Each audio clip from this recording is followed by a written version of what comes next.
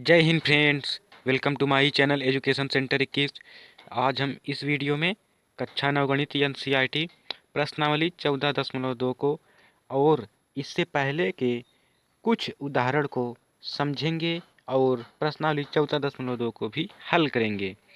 हमने पिछले वीडियो में प्रश्नावली 14.1 तथा अन्य भी बहुत कुछ बेसिक कंसेप्ट को समझा था, और अगर आप लोगों ने उस वीडियो को नहीं देखा तो आप उस वीडियो को भी चैनल पर जाकर देख सकते हैं, नहीं तो डिस्क्रिप्शन में लिंक है, आप वहां से भी देख सकते हैं।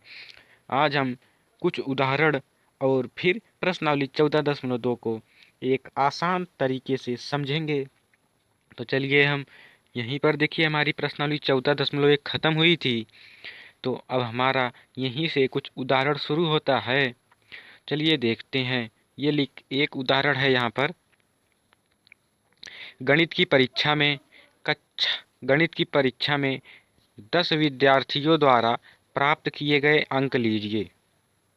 यानी यहाँ पर दिया गया है, गणित की परीक्षा में 10 विद्यार्थियों द्वारा प्राप्त किए गए अंक दिया गया है। और अब देखते हैं हम कि इस रूप में प्रस्तुत किए गए आंकड़ों को यथा प्राप्त आंकड़े कहा जाता है। ठीक है, और हमें सबसे पहले इस आंकड़े का परिसर निकालने के लिए, या कोई भी आंकड़ा दिया रहता है उसे आसानी से हल करने के लिए, या तो हम उसे आरोही यानी एसेंडिंग या तो अवरोही यानी डिसेंडिंग में लिखते हैं। ठीक है, अब हम इसे देखिए, हम इसे आरोही में लिख देते हैं 25, 36, 42। आरोही का मतलब बढ़ता क्रम और अवरोही का मतलब घटता क्रम, तो हम आरोही यानी हम इसे बढ़ते क्रम में लिख दिए हैं यहाँ पर।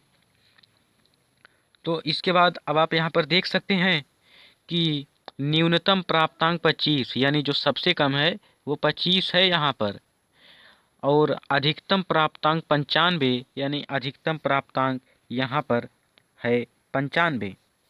ठीक है, फिर इसके बाद आंकड़ों के अधिकतम और न्यूनतम मानों के अंतर को आंकड़ों का परिसर कहा जाता है, यानी रेंज। यहाँ पर परिसर 95 - 25 = 70 है, जो कि न्यूनतम 25 और अधिकतम 95 था। तो अधिकतम में से हम न्यूनतम को घटाएंगे तो मिल जाएगा हमें 70, जो कि यही है परिसर। तो अब आप लोग परिसर आसानी से निकाल सकते हैं, और परिसर किसे कहते हैं ये भी अब आप समझ गए होंगे। परिसर किसे कहते हैं कि आंकड़ों के अधिकतम और न्यूनतम मानों के अंतर को आंकड़ों का परिसर या इंग्लिश में रेंज कहा जाता है। और रेंज कैसे निकालना है, कोई भी आंकड़ा दिया रहेगा उसे या तो असेंडिंग में या तो डिसेंडिंग में हमें लिख लेना है। फिर उसके बाद अधिकतम में से हमें न्यूनतम को घटा देना है, वही हमें मिल जाएगा। अब इसके बाद देखिए आता है उदाहरण नंबर 2। एक विद्यालय की 9वीं कक्षा के 30 विद्यार्थियों द्वारा 100 अंकों में से प्राप्त किए गए अंक हमने लिया है यहाँ पर, यानी 30 विद्यार्थी हैं। ये जो अंक दिए गए ये 30 विद्यार्थियों के अंक ये सब दिए गए हैं। ठीक है, और अब देखिए, अगर हमें इसका परिसर निकालने के लिए कहा जाए तो ये तो बहुत बड़ा है, इसे असेंडिंग या डिसेंडिंग में लिखने पर बहुत सी जगह घेरेगा और हमें दिक्कत होगी या अधिक समय लगेगा। इसलिए हम एक सारणी का भी प्रयोग यहाँ पर कर सकते हैं। यहाँ पर हम देखते हैं, यही देखिए, यानी कि ये जो यहाँ पर आप देख सकते हैं कि 10 अंक यही है, 100 में से 10 अंक एक विद्यार्थी प्राप्त किया है।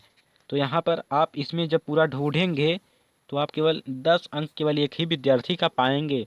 तो यहाँ पर अंक 10 हो गया और विद्यार्थियों की संख्या 1 हो गई यहाँ पर। फिर देखते हैं 20 यही है, 20 यहाँ पर ये अंक हो गया, यहाँ पर एक विद्यार्थी 20 अंक पाया है।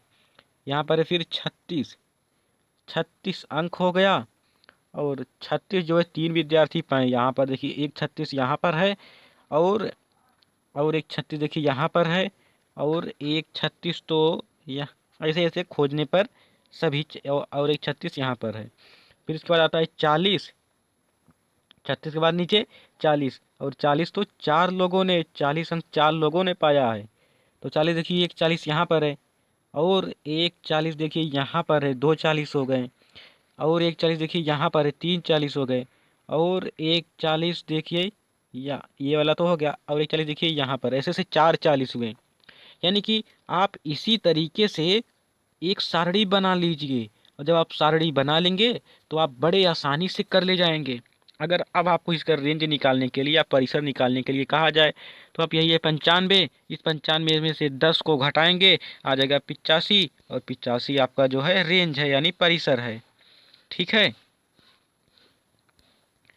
फिर इसके बाद अब हम यही जो सारणी बनी गई है, इसी सारणी को बारंबारता बंटन सारणी कहा जाता है। ठीक है। अब इसके बाद देखिए, अब इसके बाद प्रश्नावली 14.2 शुरू होती है, जिसका पहला सवाल ये है। क्या है पहला सवाल कि आठवीं कक्षा के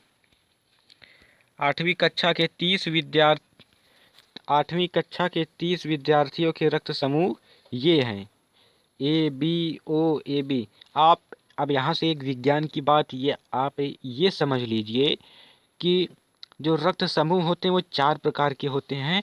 यहाँ पर आ गई, तुमने बता दिया। एक होता है ए, एक होता है बी, एक होता है ए बी, और एक होता है ओ। यानी रक्त समूह यही 4 प्रकार का होता है, ए बी ओ। ठीक है। अब यहाँ पर देखिए 8वीं कक्षा के 30 विद्यार्थियों के रक्त समूह दिए गए हैं। अब ये 30 विद्यार्थियों का है, तो दिया गया, क्या करना है, सवाल को पढ़ते हैं। इन आंकड़ों का एक बारंबारता बंटन सारणी के रूप में प्रस्तुत कीजिए। वही जो ऊपर बारंबारता बंटन सारणी जिस प्रकार बनाई गई थी, हमें भी इसे भी उसी प्रकार बनाना है। तो बताइए कि इन विद्यार्थियों में कौन सा रक्त समूह अधिक सामान्य है।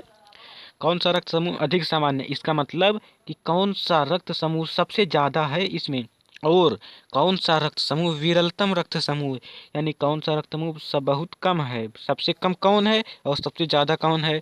हमें उत्तर में यही बताना है। और हम उत्तर को कैसे बताएंगे, पहले हमें एक सारणी बना लेनी है।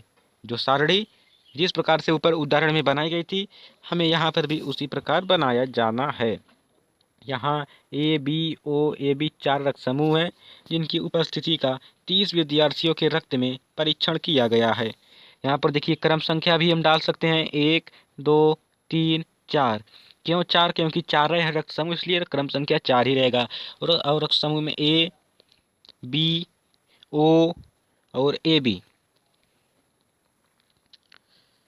अब इसके बाद ए जो है 9 लोगों की है, बी 6 लोगों की है, ओ 12 लोगों की है, और ए बी 3 लोगों की है। फिर से, ए जो रक्त समूह है 9 लोगों की है, बी 6 लोगों की है, ओ 12 लोगों की है, और ए बी सबसे कम है 3 लोगों की। यहाँ पर आप देख भी सकते हैं, यहाँ ये बस इसी में से मिलाकर रखा गया है। ए देखिए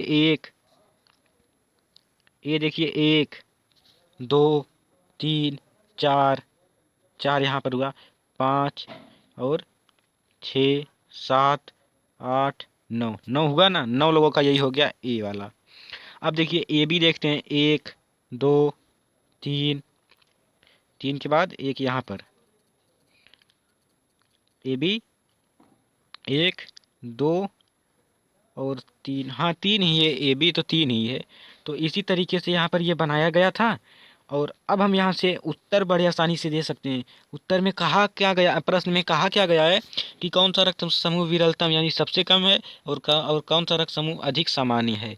तो यहाँ पर सबसे ज़्यादा हम देखते हैं कौन सबसे ज़्यादा, देखिए इसमें ओ वाला है। ओ वाला क्या है, 12 है, और ए बी वाला 3 है। ओ वाला 12 और ए बी वाला 3, यानी जो ओ रक्त समूह है वो बहुत ही सामान्य है, और जो ए बी रक्त समूह है ये बहुत ही विरलतम है। यही हमारा आंसर है। सारणी से स्पष्ट है कि रक्त समूह ओ अधिक सामान्य है और रक्त समूह ए बी विरलतम है।